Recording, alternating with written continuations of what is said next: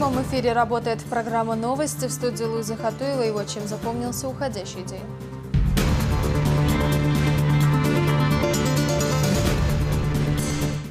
Переправа на 100 лет. По графику низ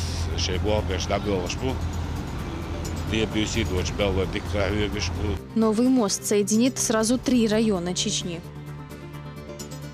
20 лет они считают недостающие вольты. Катастрофически не хватает света. Горят холодильники, горят телевизоры. Когда ресурсоснабжающие организации решат проблему жителей улицы Батаева. Долг платежом красен.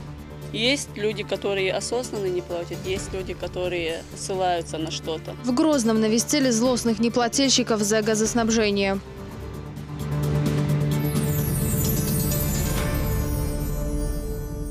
В Грозный прибыл заместитель министра строительства и жилищно-коммунального хозяйства России Андрей Чибис. В аэропорту его встречали министр автомобильных дорог Абубакар Тумхаджиев и руководитель Министерства строительства и ЖКХ Чечни Муслим Зайпулаев.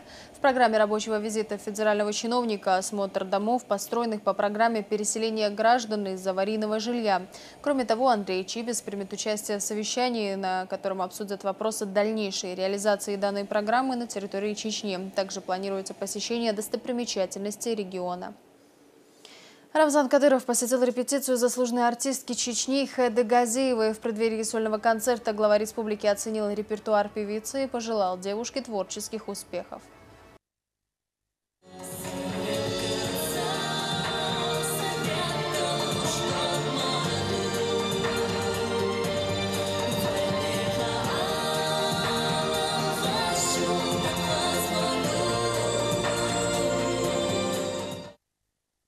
На сцене Хеда Газиева появилась в 2007 году. Тогда артистка участвовала в республиканском конкурсе восхождения звезд. В упорной борьбе девушка заняла 1-е место.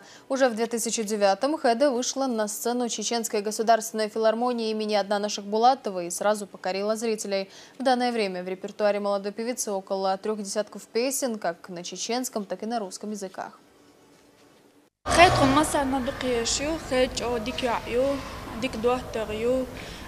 ديك حسن نانيو شدزن ديك نانيو ديك يشيو تصدق عندي مجتهدين سوني كونسرتور да цунт ахиберг тейл да эхтубот мосто хуманта. Очень целеустремленная, любит работать, никогда не боится работы. Хеда Газиева выпускает очень редко песни, но если у нее выходит какая-либо новая песня, то она обязательно становится хитом.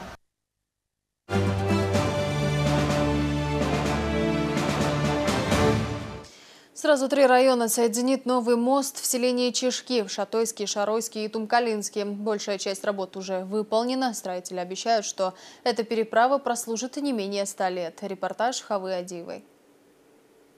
162 метра в длину и более 15 в ширину. Мост облегчит жизнь жителям сразу 3 районов – Шатойского, Шаройского и Тумкалинского. Держаться он будет на 112 сваях, забитых на глубину до 23 метров. Строительство моста ведется на 32-м километре автодороги Грозный-Шатой и Тумкали. Возведение бетонных опор уже позади. Сейчас строители заняты установкой металлоконструкций. Часть полностью мы уже сделали, полностью. Единственное, металлоконструкция шил. Завозить еще с Дагестана, с республики Дагестан, завозить еще, соответственно, Мост возводится по федеральной целевой программе. Накануне с инспекцией здесь побывал вице-премьер-министр автомобильных дорог Абубакар Тумхаджиев. Он остался доволен ходом строительных работ и отметил, что новый мост решит сразу несколько серьезных проблем.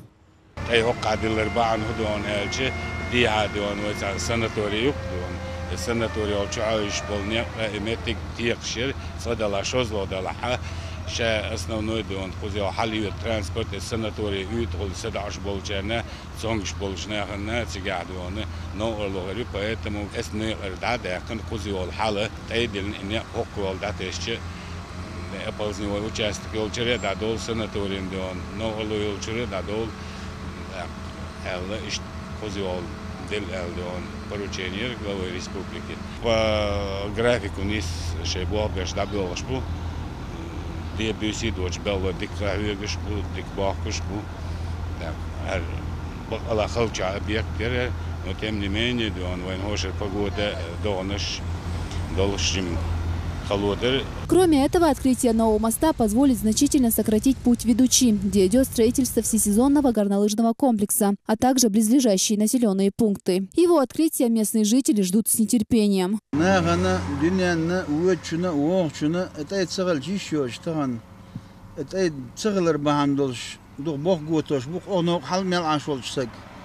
Чурел, дибл, яшмер, ди отцау, далилаш, бук мосу одамат, ай цагал жишоч, ау юк охаур. Сиал вадалт, ай вож надежен бабасне, сиада шолт, ай хазне сандика хай, мол дерес, дак шуна дайчуна, да сидайцу, да эхтубайцу, мосу мандя.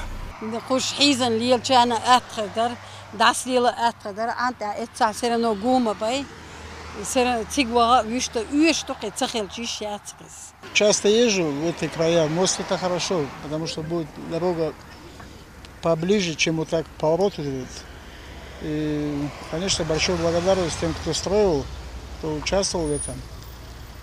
Молодцы ребята, работают здесь. Вместе с возведением моста идет строительство 2 подъездов длиной более 2 километров. Работа практически завершена, но сделать это было непросто. Раздробить горную породу техникой не удавалось, пришлось взрывать. Ввести мост в эксплуатацию строители планируют уже этой осенью. Хавая Дива, Мархан Зорова, Адам Чекуев, Шамиль Саламов и Дени Хавхаров. Новости. Жители Заводского района уже более 20 лет страдают от нехватки электричества. Напряжения в сети хватает лишь для работы небольших приборов. Проблемы с электроэнергией привели к тому, что люди сами соорудили линии электропередач, которые представляют большую опасность. Амина Магомадова продолжит. Семья Айзан Тайсумовой смотрит телевизор только днем. Вечером все меняется. Тусклый свет и постоянные перепады напряжения электроэнергии. Уже сгорели несколько чайников, пылесос и холодильник. Если без первых можно как-то обойтись, то холодильник – вещь просто незаменимая в быту, жалуется Айзан. Особенно в летнее время года.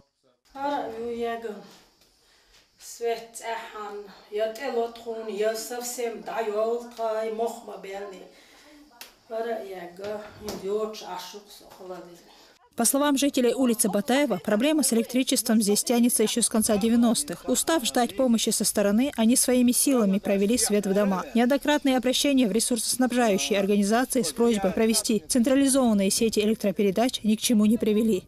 800 метров купили кабеля по 45 рублей метр. Это пенсионеры, инвалиды. Тогда народу было немного, в 96 году. А сейчас народу наехало, построились, застроились. И катастрофически не хватает света. Горят холодильники, горят телевизоры. Вечером дети не могут сделать уроки нормально, потому что нет света. Вот.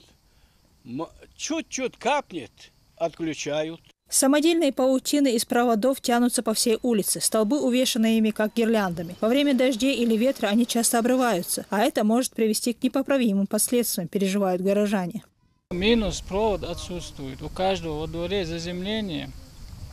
И на газовую трубу у большинства заземления, а по закону это противопоказано.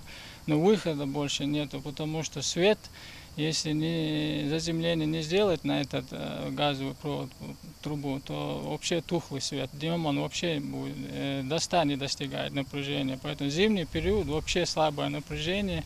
Между тем, в администрации Заводского района утверждают, что знакомы с ситуацией на улице Батаева и проблему линий электропередач неоднократно пытались решить. Сега действительности после военного периода, сега линии стесняются, единственное, и ца улиц было объяснение линии стесняются, и вот трансформатор хитцес Андреевской долине проблемы. И проблемы мэрии города в курсе, и КГХ, хитцехара мэр города иняла, мусим синял совещание, и Чеченерго церга даэла дари вопрос решить мацдошер. Огин пересылки буш до хузаязина Чеченерго дадатам письмо до при 100% погашении за задолженность чаще линии штаи реаль да это ответ дартхуна. Сега 100% погашения жина и населения сега проблема я именно оплате. На 16 год сейчас включительно и был бир ответ дела до цар В свою очередь, в ресурсоснабжающей компании «Чеченэнерго» обещают изыскать необходимые средства для частичного ремонта линии электропередач. Специалисты уже оценили масштабы предстоящих работ. Надо включить в бизнес-план следующего года или в ремонтную программу, или инвестиционную программу, для того, чтобы были средства. Там надо понести хорошие, нормальные денежные средства для того, чтобы полностью восстановить электроснабжение этой улицы. И эта работа нами ведется. Точные сроки полной замены линии электропередач назвать никто не может. Поэтому пока жителям улицы Батаева остается надеяться, что до этого времени поможет хотя бы частичный ремонт. Амина Магомадова, Халид Мавсаев. Новости. Гакишевы из города Шали отмечают новоселье. Им за короткий срок возвели новый дом со всеми удобствами. Все затраты взял на себя региональный общественный фонд. До сих пор малоимущая семья из 11 человек была вынуждена ютиться в ветхом жилье. В гостях у новоселов побывал и наш корреспондент.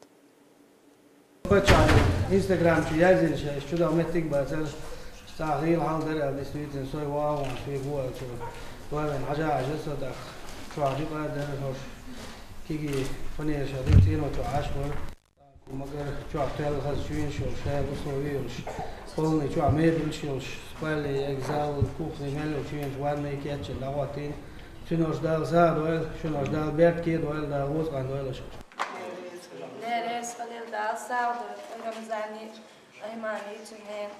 Ключи от нового жилья хозяйке семьи вручил глава администрации Шалинского муниципального района Турпал Али Ибрагимов. Он вместе с кадием района Хожа Ахмедом Нетеевым осмотрел дом и поздравил семью с новосельем.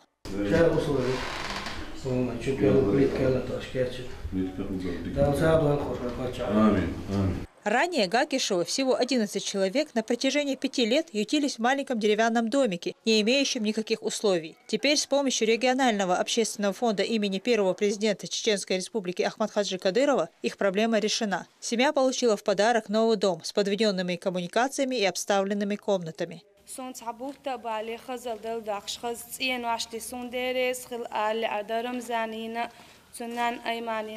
ديريس خليل دال ساق دويل سارسون ميال دينغ غيل بخش غدين بخش نخبر اقتخنا رمزانا قشت ارت الفون دي ابرتيتنا صار هرتين وشدي بشوف شو بيخي ديريس خليل ايماننا رمزانا التربل علينا قضي سيخ وابو حراحش صار ديتشن ترقويا شرقوق ديتن ديريس خليل تخلي جدينا حي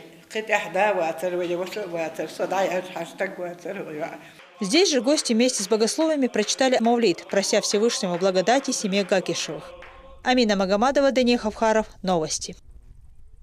Региональный общественный фонд помог и трехлетнему Магомеду выехать на операцию в Москву. В конце прошлого года трехлетнему мальчику врачи диагностировали серьезное заболевание почек. На протяжении долгого времени здоровье ребенка поддерживали медикаментами, так как у семьи не было возможности на полноценное лечение. Жительница села Новая Салкушина Луиза Мунтяева, которая и обратилась за помощью, уже завтра вместе с сыном отправится в московскую клинику.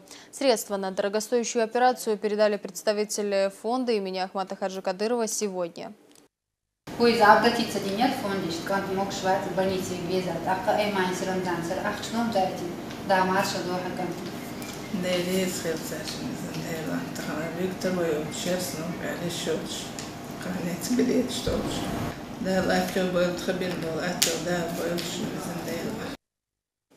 Когда просьбы о помощи не имеют границ, все чаще главе региона обращаются жители, прося решить свои проблемы от жилищных до бытовых. Ни одно обращение не остается без внимания. Для этого даже создали отдельное ведомство, которое рассматривает каждое заявление. Очень часто просьбы приходят от тех, кто скрывает реальное положение своих дел, из-за чего экстренная помощь не доходит до тех, кто в ней действительно нуждается. Саид Ахмадов подробнее. Когда дождь, мы все под дождем. Когда сильный ветер, этот же ветер в этих комнатах стоит.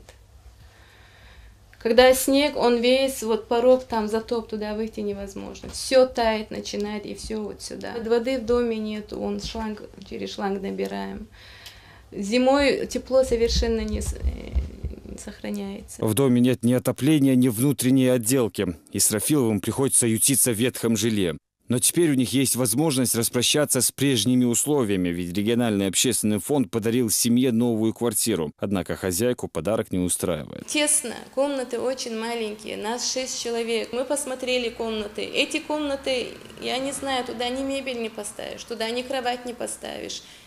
Я понятия не имею, как здесь разместиться. Я много не хочу. Я хотела хотя бы, чтобы хоть как-то, чтобы посвободнее было. Там вообще у меня ужас творится. Там дом вообще в ужасном состоянии, который непригодный для житья. И здесь точно так же вот зал, спальня. На протяжении 16 лет семья проживала по адресу Батайская, 23 у родственников мужа. Они обратились с просьбой о помощи к главе республики. В ночь Бараат региональным общественным фондом было принято решение выделить жилье 10 наиболее остро нуждающимся семьям Грозного. Практически прошло 2 месяца с тех пор, как эту квартиру выделили, но ни одного дня, ни одной ночи здесь этой семьей проведено не было. На вопрос «почему?», «что?», «как?», люди отвечают, что слишком тесно, нет, соответственно, мебели, нет каких-то условий, которые они могли бы сюда перевести из своего основного жилья. При этом семья даже не встала в очередь за квартирой. Новое жилище им было подарено общественным фондом, а не государством. Несмотря на все это, стороны не могут договориться вот уже 2 месяца. С момента выделения жилья Исрафиловой, скажем так, было озвучено, скажем, свое желание иметь квартиру большей площадью. Было предложено, если вы не согласны с тем, что вам выделили квартиру, если вы хотите квартиру большей площади и так далее, то есть именно согласно учетной норме по составу семьи вы можете отказаться письменно, причем отказаться от данного жилья, встать на квартирный учет и дожидаться своей очереди, когда именно вам поможет государство, а не региональный общественный фонд.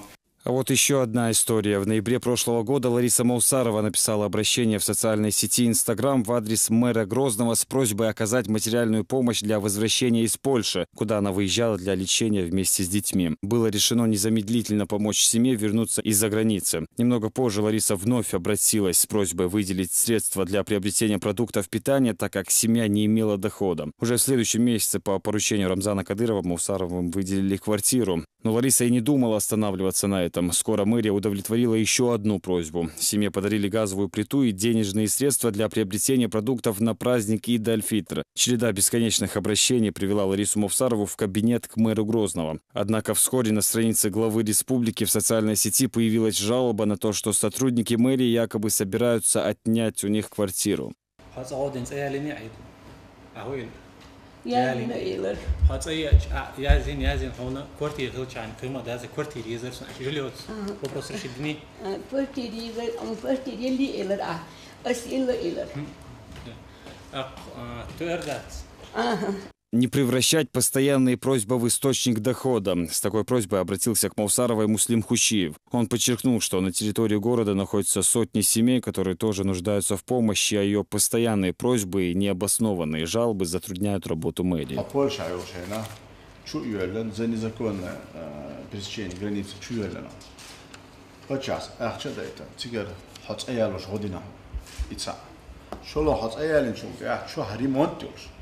Квартире лаху. Елион трехкомнатная квартира лаху. Трек бол куда? Хокуна бол бай Марил. Хаяч сообщение, почай, оч кечу ю. Теттаню почас ша хаятно сообщение. Цадр внимание чуть-чуть. Хол гилох. Хол хинца. Вот даз дукуна бунохчу. В сеть Instagram с аналогичной просьбой обратилась и жительница столицы Лиза Макалова. Для семьи из 7 человек была приобретена квартира на средства регионального общественного фонда. Несмотря на то, что теперь у женщины благоприятные условия для проживания, Лиза попросила еще и материальную помощь. Между тем, что в городской мэрии сетуют на то, что из-за таких необоснованных просьб помощь не успевает дойти оперативно до тех, кто в ней действительно нуждается. Саид Ахмадов, Тинатин Музашвили. Новости.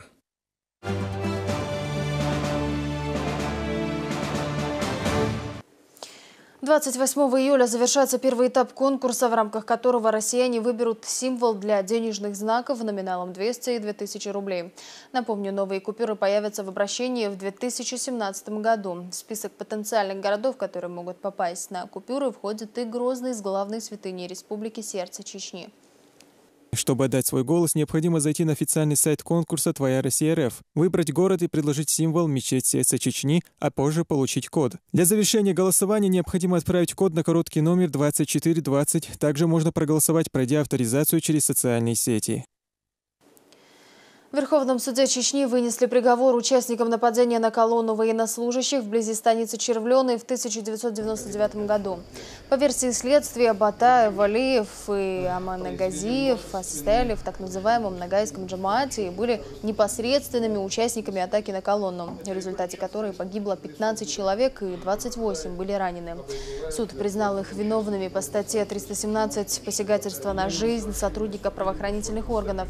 Приговор зачитывали 2,5 часа. В итоге Рустам Батаев получил 8,5 лет, Валиев 7 и Амангазиев 9 лет строгого режима. Все они задержаны и привлечены к ответственности силами управления ФСБ по внутренним войскам МВД России, а также отделом МВД по Шелковскому району.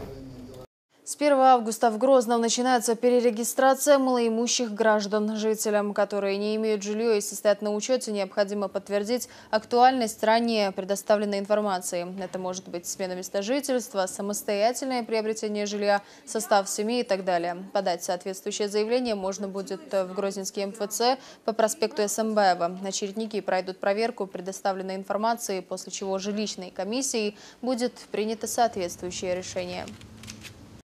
В республике продолжаются рейды по сбору долгов за услуги ЖКХ. На этот раз сотрудники профильных ведомств навестили столичных неплательщиков за голубое топливо.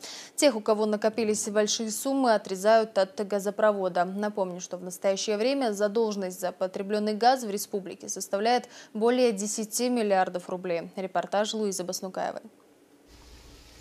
По адресу Декабрьская, 27 проживает семья Цальцаевых. Они задолжали газовой компании 52 тысячи рублей. Абоненты каждый раз обещают погасить образовавшуюся задолженность, но счета остаются неоплаченными. Сегодня принято решение отключить дом от газоснабжения. Из 278 тысяч абонентов в республике 70% числятся неплательщиками, то есть не оплачивают счета более 2 месяцев. И каждый второй житель не открывает дверь сотрудникам компании-поставщика. Есть люди, которые осознанно не платят, есть люди, которые ссылаются на что-то. Абонентам объясняем, что мы покупаем газ и им продаем. Люди не хотят платить то, что потребляют.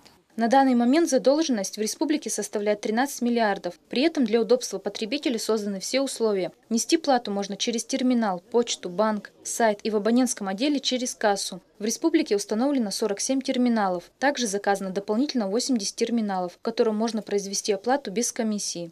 Благодаря поручению главы Чеченской Республики, Героя России Рамзана Ахматовича Кадырова, администрации муниципальных районов Чеченской Республики были составлены списки малоимущих граждан, подпадающих под категорию получателей субсидий. Данные списки в ближайшее время будут получены ресурсоснабжающими организациями.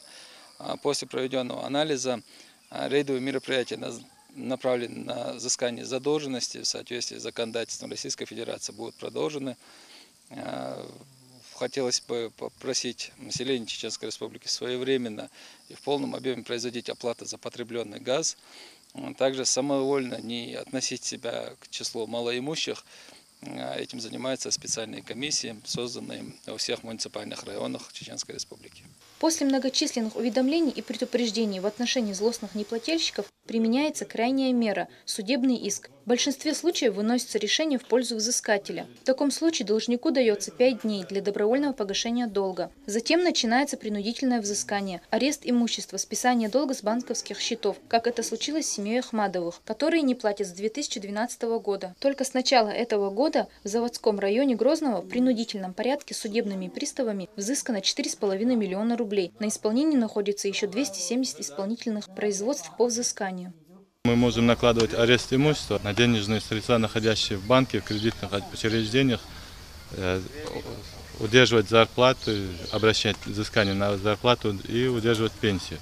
На данный момент, благодаря постоянным рейдам, проблем с оплатой становится меньше. И все же остается немало потребителей, которые, используя газ, не считают необходимым его оплачивать. Луиза Баснукаева, Мансур Саев. Новости. В Исламском университете имени Кунта Хаджи Кишиева начались вступительные экзамены. В этом году вуз представляет 100 бюджетных мест на подготовительное отделение, 25 на вечернее и 100 на факультет шариатские науки.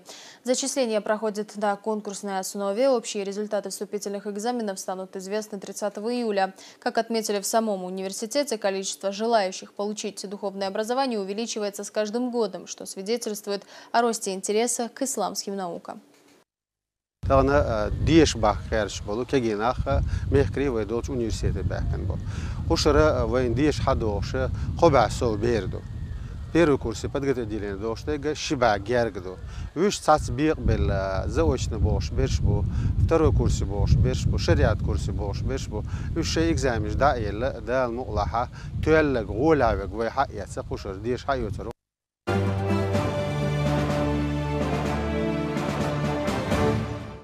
Сборная России заняла первое место в чемпионате Европы по тэквондо до 21 года. Полуфиналы и финал состязания состоялись в спорткомплексе «Олимпийск». Напомню, сюда съехались более 200 спортсменов со всех уголков Старого Света. Как проходил турнир, расскажет Саид Ахмадов.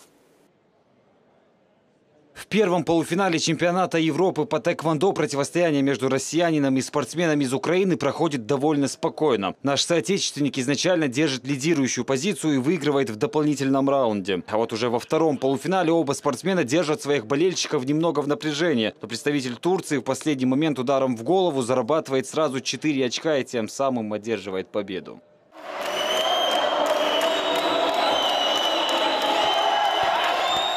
Финал открывают юниорки сборной Польши Александра Ковальчук и наша соотечественница Ольга Музычка. Весовая категория свыше 83 килограмм. Все 3 раунда сохранялся интригующий счет 3-3. В итоге здесь решающим стал дополнительный раунд до первого удара. Прошел он в пользу россиянки. Честно, я думала, что я проиграю, но мне тренер дал наставление держать защиту и работать против нее. Я это сделала, в итоге получила балл. Следующие соревнования прошли у представителей России и Турции в весовой категории свыше 87 килограмм. Александр Метальников и Тальха Байрам. До последнего момента остается без единого очка и в самом конце одним ударом в голову прямо-таки вырывает победу у россиянина. Мои тренировки были очень усердными, и мы все очень усердно работали. Свою золотую медаль я посвящаю всем нашим тренерам и всей Федерации тэквондо Турции. А вот Анастасия Бакланова и Селик Билгихан показали более захватывающие схватки. Болельщики до конца всех раундов болели стоя. В итоге победу одержала юниорка из сборной России, заработав 6 баллов ударами в шею и голову. Криками «Вперед, Россия!» Значит, можно выиграть. Нужно, они меня поддерживают. Я не одна на площадке. Они со мной, сзади меня поддерживают. Придают мне больше сил, уверенности в себе. И ради них стоит стараться биться до конца. В финальных схватках турнира встретились Омар Челик из Турции и россиянин Руслан Терехов. Челик в первом раунде проигрывал со счетом 1-0, но чуть позже перевесил весы в свою пользу – 2-1. До конца поединка спортсмен из сборной Турции не упускал инициативу и только зарабатывал очки. Окончательный счет на табло после 3 раундов – 9-7 в пользу Омара Челика. Поздравив своего соотечественника, главный тренер сборной Турции поблагодарил за высокую организацию мероприятия. Мы очень усердно работали над своими атлетами.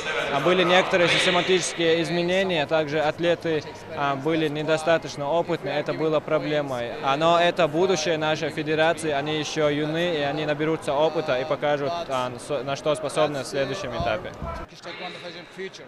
В итоге чемпионата Европы по тэквондо в общем зачете первое место заняла сборная России. Турция второе и Греция третье место. В следующий раз тэквондисты встретятся на международном турнире Open Russian Cup. Саид Ахмадов, Адам Дайниев. Новости. А это все новости к этому часу. Оставайтесь с Грозным.